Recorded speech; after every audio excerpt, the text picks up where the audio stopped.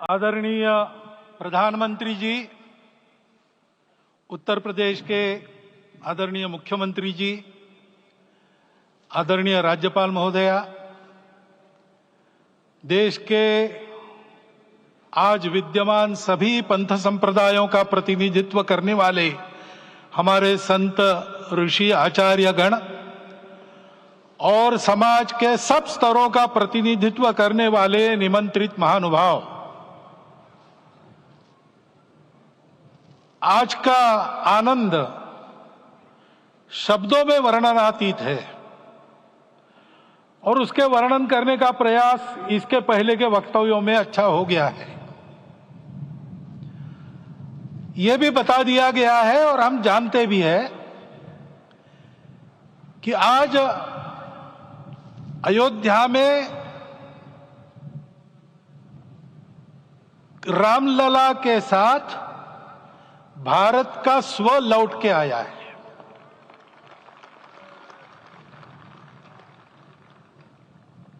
और संपूर्ण विश्व को त्रासदी से राहत देने वाला एक नया भारत खड़ा होके रहेगा, इसका प्रतीक आज का कार्यक्रम बन गया है। ऐसे समय में आपके उत्साह का, आपके आनंद का वर्णन कोई नहीं कर सकता। हम यहां पर अनुभव कर रहे, पूर्ण देश में यही वातावरण है। छोटे छोटे मंदिर के सामने दूरदर्शन पर इस कार्यक्रम को सुनने वाले हमारे समाज के करोड़ों बंधु वहां पहुंच न पाए, ऐसे घर घर के हमारे नागरिक सज्जन, माता भगिनी, सब भाव विभोर है, सब में आनंद है, सब में उत्साह है।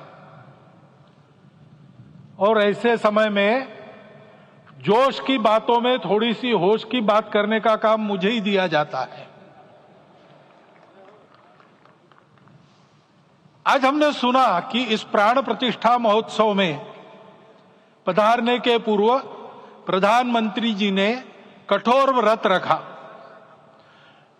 जितना कठोर व्रत रखने को कहा था, उससे कई गुना अधिक कठोर व्रताचरण उन्होंने किया। मेरे पुराना उनसे परिचय है, मैं जानता हूं वो तपस्वी है ही, परंतु वो अकेले तप कर रहे हैं, हम क्या करेंगे। अयोध्या में रामलला आए, अयोध्या से बाहर क्यों गए थे? रामायण में क्यों गए थे बाहर? तो अयोध्या में कलह हुआ। अयोध्या उस पुरी का नाम है जिसमें कोई द्वंद्व नहीं, जिसमें कोई कलह नहीं, जिसमें कोई दुविधा नहीं। वो हुआ 14 वर्ष वनवास में गए। वो सब ठीक होने के बाद दुनिया के कलह को मिटा के वापिस आए। आज रामलला वापस फिर से आए हैं 500 साल के बाद। जिनके त्याग, तपस्या, प्रयासों से ये सोने का दिन आज हम देख रहे, सुवर्ण दिवस देख रहे, उनका स्मरण प्राण प्रतिष्ठा के संकल्प में हम लोगों ने कहा, आपने सुना होगा, स्मरण किया। उनकी तपस्या को, उनके त्याग को, उनके परिश्रम को शत बार, सहस्त्र बार, कोटि बार नमन है।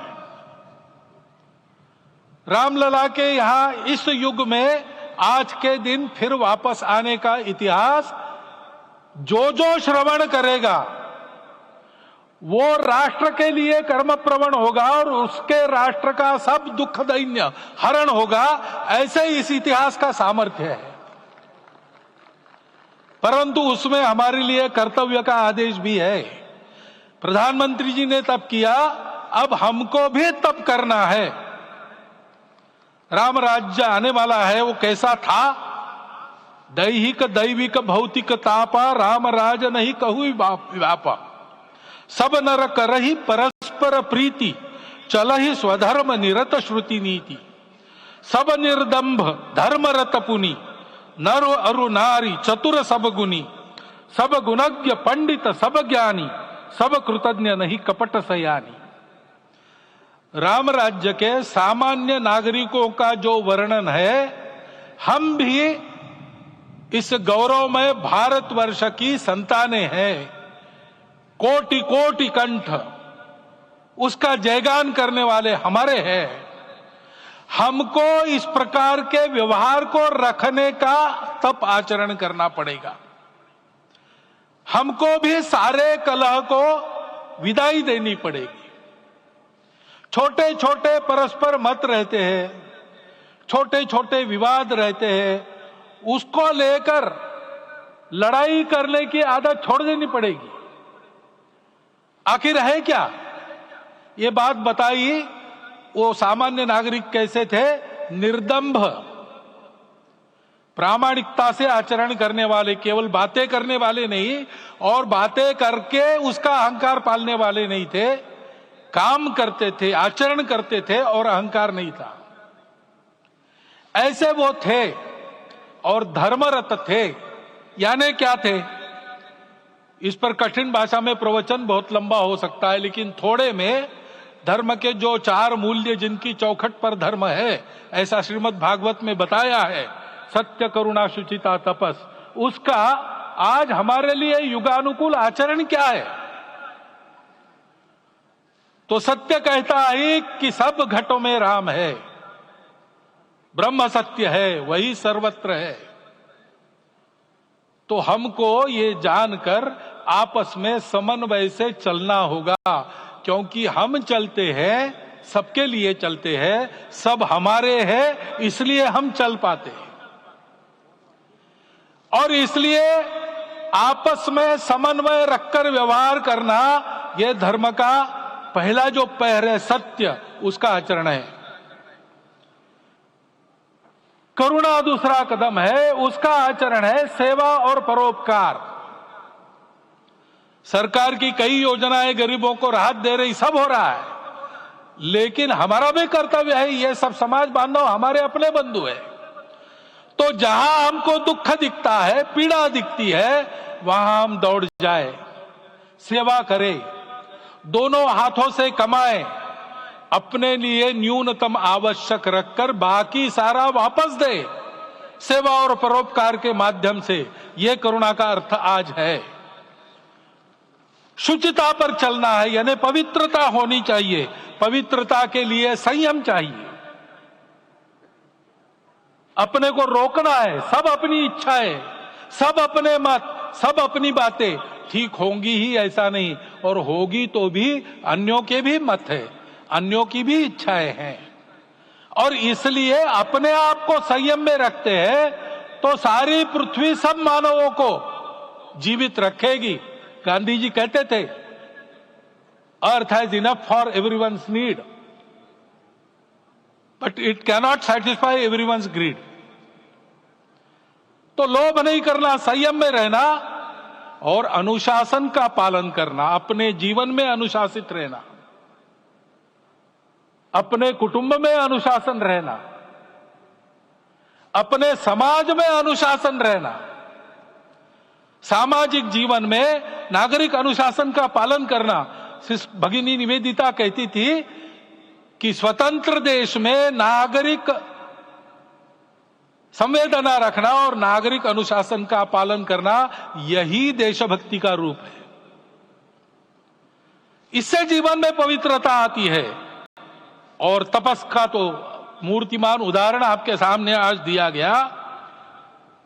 व्यक्तिगत तपस तो हम करेंगे, सामूहिक तपस क्या है? संगच्छध्वम संवदध्वम संवो मनांसी जानता। हम साथ चलेंगे, बोलेंगे आपस में, उसमें से एक सहमति का संवाद निकालेंगे, एक ही भाषा बोलेंगे, वो वाणी मन वचन कर्म समन्वित होगा और मिलके चलेंगे, अपने देश को विश्व गुरु बनाएंगे। ये तपस हम सबको करना है।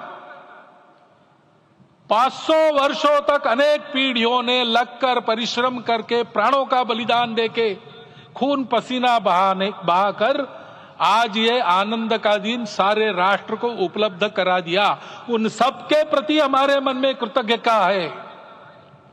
मैं यहां बैठता हूं तो मेरे मन में विचार आता है कि मुझे बिठाया, मैंने क्या किया। वो तो जो उन्होंने किया उसका प्रतिनिधि भी मुझे बनाया गया है।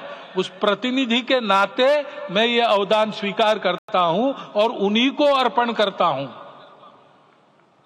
परंतु उनका ये व्रत हमको आगे लेके जाना है। जिस धर्म स्थापना विश्व में करने के लिए राम का अवतार हुआ था, उस धर्म स्थापना को अनुकूल स्थिति अपने आचरण में अपने देश में उत्पन्न करना, यह अपना कर्तव्य बनता है। रामलला आए हैं हमारे मन को आह्लादित करने के लिए, उत्साही करने के लिए, प्रेरणा देने के लिए, साथ साथ इस कर्तव्य की याद दिलाकर उसमें कृति प्रवण करने के लिए आए हैं। उनका आदेश सर पे लेके हम यहां से जाए। सब लोग तो यहां आ नहीं सके, लेकिन वो सुन रहे, देख रहे। अभी इसी क्षण से इस व्रत का पालन हम करेंगे तो मंदिर निर्माण पूरे होते होते विश्व गुरु भारत का निर्माण भी पूरा हो जाएगा। इतनी क्षमता हम सबकी है। इसका मैं एक बार स्मरण देता हूं, आप सबको धन्यवाद देता हूं और मेरे 4 शब्द समाप्त कर